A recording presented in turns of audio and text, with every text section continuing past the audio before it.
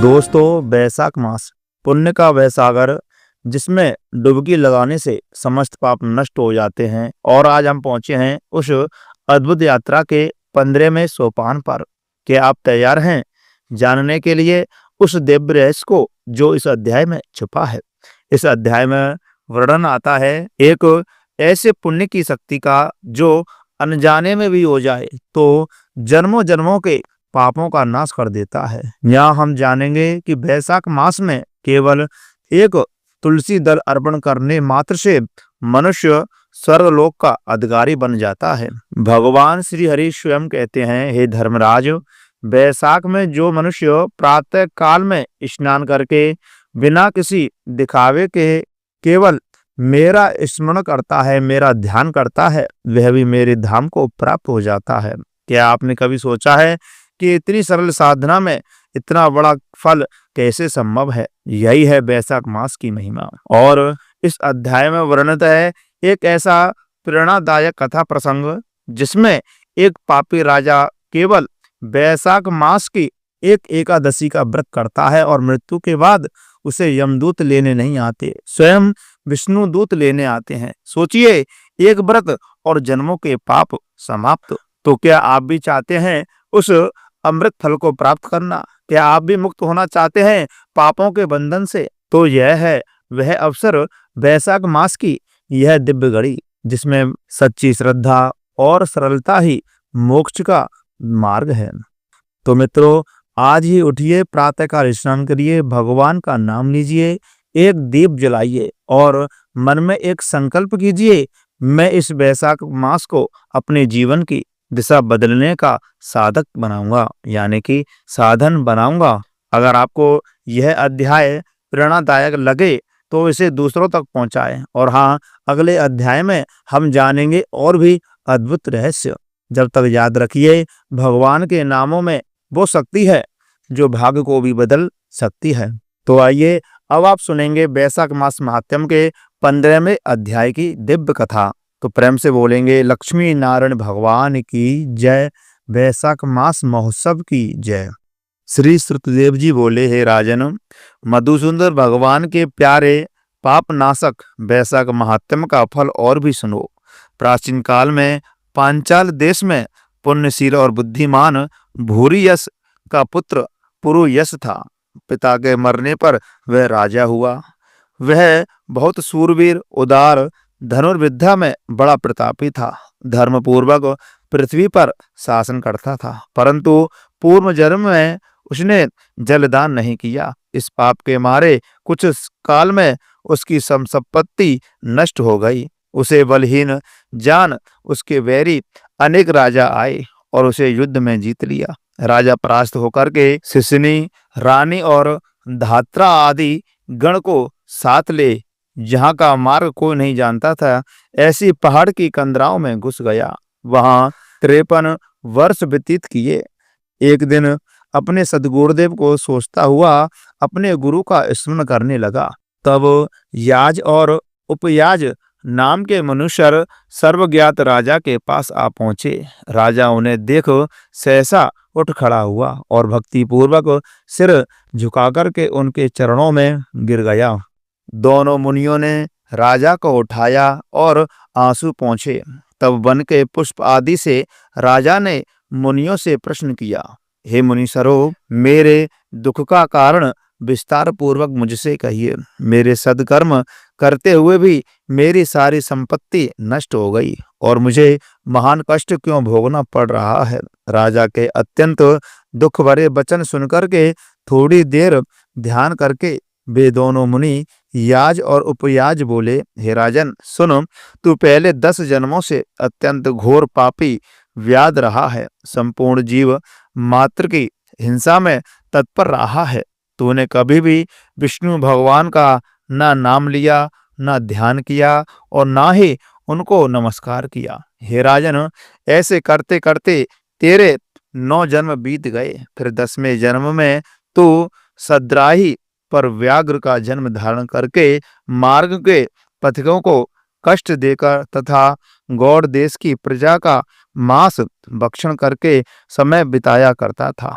मृग और पक्षियों के छोटे छोटे बच्चों का वध करने के कारण तेरे इस जन्म में संतान नहीं हुई। तूने विश्वासघात किए, इसी के कारण तुझे सहोदर भाई नहीं मिले। मार्ग में यात्रियों को घोर कष्ट देने से तेरे मित्र नहीं हैं। साधुओं का तिरस्कार करने से तुझे शत्रुओं ने पराजित किया। कभी दान नहीं दिया, इस दोष से तेरे घर में दरिद्रता आई है। सदा उद्वेग कराने से तुझे देश निकाला हुआ। सबका अहित करने से तुझे अत्यंत दुस्सह दुख भोगने पड़े। सदा क्रूर कर्म करने से भोजन भी नहीं मिलता है। इन सभी कर्मों के द्वारा इस जन्म में तेरा राज छिन गया। अब हम तेरे सतकुल में जन्म लेने का कारण बताते हैं। जब 10वें जन्म में तू गौड़ देश में था, तब पथिकों को बड़ा कष्ट दिया करता था। एक दिन कंटक में वन में 2 वैश्य और करणक नामक मुनि वहां आए, जिनमें से एक वैश्य को तूने मार डाला और उसका सब धन छीन लिया, और दूसरा अपनी जान बचा करके अपने धर्म को कहीं लता पताओं में फेंक गया। और कर्षण मुनि भी अपनी मृत्यु से डर से धूप में भागे तो तृषा और धूप से व्याकुल मूर्छित होकर के गिर पड़े। तब तूने वैश्य धन कहाँ पटक गया है, यह जानने के लिए कर्षण मुनि के कानों में फूंक मारी और कृमि और कीचड़ मिले हुए गड्ढे के जल से उसके नेत्र धोए और पंखे से हवा करने लगा। तब मुनि ने स्वस्थ चित्त को जानने पर और तेरे पूछने पर वैश्य का धन पेड़ों में फेंक कर भाग जाने की बात कही। तब तू मुनि को सुखपूर्वक चले जाने को कह करके गहन वन में चला गया। यद्यपि तूने अपने कार्य सिद्धि के लिए मुनि की रक्षा की थी, तब भी उस पुण्य के प्रभाव से तेरा जन्म महापुण्यवान विशाल राजवंश में हुआ। अब यदि तेरी इच्छा सुख, राज्य, सायुज्य, मुक्ति आदि प्राप्त करने की है, तो तू इस माधव नाम के वैशाख मास में और अक्षय तृतीया के दिन व्यायी गौ ब्राह्मणों को दान दे। रमी, छत्री, प्रतिमा दान कर, प्याव लगवा, स्नान कर, माधव भगवान का पूजन कर। इस वैशाखोक्त धर्म के करने से तेरी विजय होकर के साम्राज्य की प्राप्ति अवश्य होगी और तुझे सब सुख भोग मिलेंगे और अपने समान पुत्र प्राप्त करेगा तथा सब लोग तेरे यश में ही हो जाएंगे। साथ ही विष्णु भगवान के साक्षात दर्शन होंगे। ऐसे कुल पुरोहित दोनों ब्राह्मण याज और उपयाज राजा को समझा करके अपने अपने घर चले गए। तब राजा ने अपने पुरोहितों की आज्ञा के अनुसार अपनी बची हुई सेना को संग ले संपूर्ण कुटुंब सहित पांचाल नगरी में प्रवेश किया और वैशाख महीने के सब धर्मों को करने लगा। जब राजाओं ने फिर चढ़ाई कर दी, तब घोर संग्राम करके और उन सबों को जीत उनके राज्य में 10 अरब घोड़े, 3 कोट हाथी, 1 अरब रथ, 10,000 ऊंट, 3 लाख गधे अपनी पुरी में लाया और सब राजा कर देने लगे। मधुसूदन भगवान की कृपा से वह चक्रवर्ती राजा हुआ तथा उसके 5 बड़े भाग्यवान, गुणवान, शूरवीर और उदार दृष्टकेतु, दुष्टधुम्न, विजय, चित्रकेतु, मयूरध्वज नाम के हुए। संपूर्ण प्रजा अनुराग और विश्वास करने लगी। फिर पांचाल देश का राजा निष्काम चित्त से मधुसूदन भगवान की पूजा के लिए सभी धर्म करने लगा, जिससे प्रसन्न होकर के मधुसूदन भगवान ने अक्षय तृतीया के दिन 4 भुजाओं में शंख, चक्र, पद्म लिए, पीतांबर धारण किए, वनमाला पहने, लक्ष्मी तथा अनुचरों सहित गरुड़ पर चढ़कर के साक्षात दर्शन दिए। उनके असहनीय तेज को देख राजा ने नेत्र बंद कर लिए। फिर उनके दर्शन करके हर्ष के मारे सब देह में रोमांच खड़ा हो गया। नेत्रों से आंसू गिरने लगे और अत्यंत भक्ति पूर्वक हाथ जोड़ करके सिर झुका करके भगवान विष्णु की एवं माधव भगवान की प्रार्थना करने लगा, स्तुति करने लगा।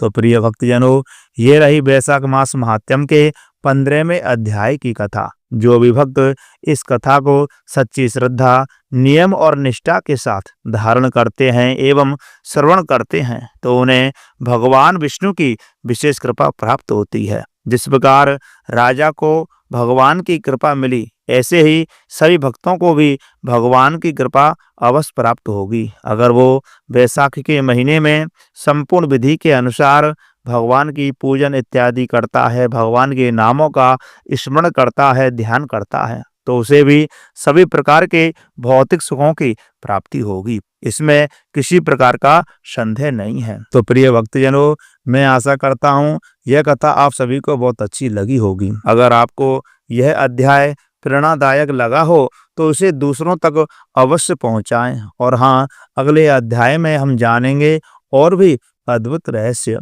जब तक याद रखिए, भगवान के नामों में वो शक्ति है जो भाग्य को भी बदल दे। तो प्रिय मित्रों, इस कथा को ज़्यादा से ज़्यादा शेयर करें, वीडियो को लाइक अवश्य करें, कमेंट बॉक्स में ओम नमो भगवते वासुदेवाय अवश्य लिखें, श्री हरि की जय अवश्य लिखें। चैनल को सब्सक्राइब करना बिल्कुल भी ना भूलें, बगल में लगी बेल आइकन घंटी को भी दबा दें, जिससे कि हमारे द्वारा जो भी जानकारी दी जाए वो आपको प्राप्त हो सके। जय श्री राधे, जय श्री हरि।